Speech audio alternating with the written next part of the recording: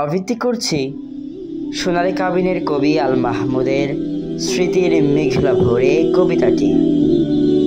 কোনো এক ভোরবেলা রাত্রি শেষে শুভ শুক্রবারে মৃত্যুর ফেরেস্তা এসে জ্বলি দেয় যাওয়ার তাকিদ।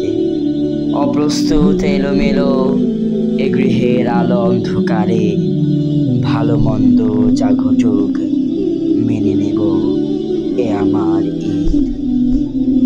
ফেলে যাচ্ছি খড়খুটো পরিধেয় আহার মৈথুন, নিরুপায় কিছু নাম, কিছু স্মৃতি কিংবা কিছু নয়। অশ্রু ভারাক্রান্ত চোখে জমে আছে শোকের লেগুন। কার হাতে ভাঙে চুরি, কে ফোপায় পৃথিবী নিশ্চয়।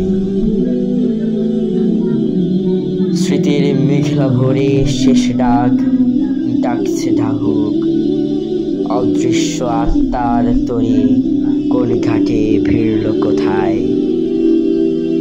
কেন দোলে হৃৎপিণ্ড, আবার কি ভয়ের অসুখ, নাকি সেই শিহরণ পুলকিত মাস্তুল দোলায়।